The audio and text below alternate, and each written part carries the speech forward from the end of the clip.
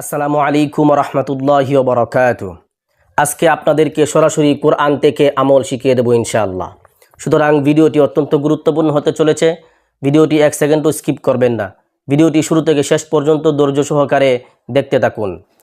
আজকে আপনাদেরকে কোরআন থেকে যে আমলটি শিক্ষা দেব সেটি হচ্ছে, আপনি যদি এই কোরআনের আমলটি আপনি সঠিক নিয়মে সঠিক পদ্ধতিতে করতে পারেন, তাহলে আপনার লিঙ্গ মুঠা এবং শক্ত হবে এবং আপনার যৌন সকল রোগ ভালো হয়ে যাবে ইনশাআল্লাহ।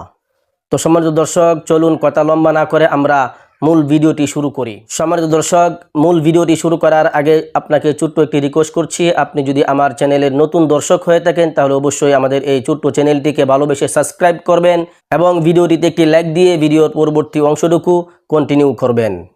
সম্মানিত দর্শক, আজকের আমলটি হচ্ছে কুরআনুল কারীমের সূরা মুমিনের 44 নম্বর আয়াত। সূরা মুমিনের 44 নম্বর আয়াত। এই যে দেখুন, সূরা মুমিন 24 নম্বর পারার সূরা মুমিন 24 নম্বর পারার 11 নম্বর পৃষ্ঠার মধ্যে এই আয়াতটি আছে। এই যে দেখুন, এই আয়াতটি 44 নম্বর আয়াত।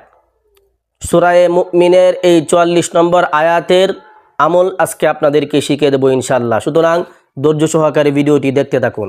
সূরা মুমিনের এই 44 নম্বর আয়াতের শেষের অংশটি আপনাকে আমল করতে হবে।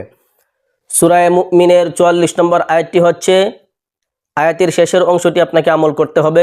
সেই আয়াতের শেষের অংশটি হচ্ছে, ইন্নাল্লাহা বাসীরুম বিল ইবাদ। ইন্নাল্লাহা বাসীরুম বিল ইবাদ। এই অংশটুকু আপনাকে আমল করতে হবে। তো সেটি কিভাবে আমল করবেন, সেই পদ্ধতি কি, সেই পদ্ধতি সম্পর্কে এখন আমরা জানবো ইনশাআল্লাহ। সেই পদ্ধতিটি হচ্ছে, সর্বপ্রথম আপনি পাক পবিত্র হবেন। পাক পবিত্র হয়ে পাক পবিত্র একটি স্থানে বসবেন।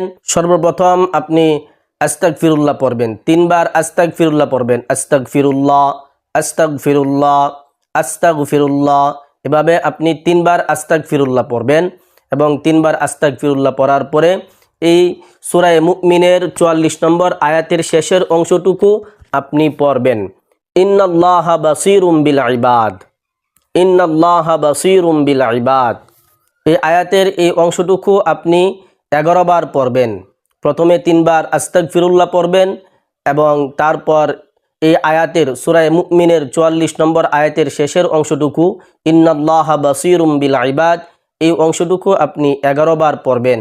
11 বার পড়ার পরে আপনি আবার পুনরায় 3 বার আস্তাগফিরুল্লাহ পড়বেন। আস্তাগফিরুল্লাহ, আস্তাগফিরুল্লাহ, আস্তাগফিরুল্লাহ। এভাবে এই আমলটি করে আপনি সরিষার তেলের মধ্যে ফু দিবেন। একটি পাত্রের মধ্যে আপনি, একটি বাটির মধ্যে বা একটি বোতলের মধ্যে কিছু কাটি সরিষার তেল আপনি নিয়ে নেবেন এবং সেই কাটি সরিষার তেলের মধ্যে ফু দিবেন। এই আমলটি করে প্রথমে 3 বার আস্তাগফিরুল্লাহ, এরপরে এই সূরা মুমিনের 44 নম্বর আয়াতের শেষের অংশটুকু 11 বার পরে আবার পুনরায় 3 বার আস্তাগফিরুল্লাহ পরে আপনি এই সরিষার তেলের মধ্যে ফু দিবেন। সেই সরিষার তেলটুকু আপনি 7 দিন পর্যন্ত ব্যবহার করবেন। তো কিভাবে ব্যবহার করবেন?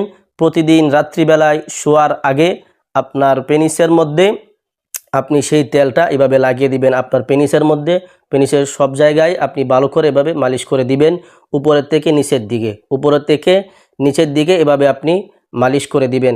তবে দেখবেন যেন আপনার এই মালিশের কারণে যেন আপনার বীর্যপাত না হয়ে যায়। যদি বীর্যপাত হয়ে যায় তাহলে কিন্তু আপনি সেই ফায়দা পাবেন না বা সেই আমলের পরিপূর্ণ ফায়দা আপনি অর্জন করতে পারবেন না। খুব সতর্কতার সহিত আপনাকে সেই তেলটা আপনাকে প্রতিদিন রাত্রিবেলায় আপনাকে মালিশ করতে হবে।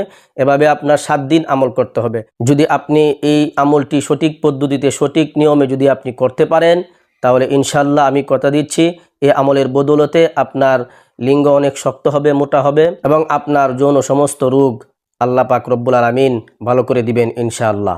তো সম্মানিত দর্শক, আজকের ভিডিওটি এই পর্যন্তই।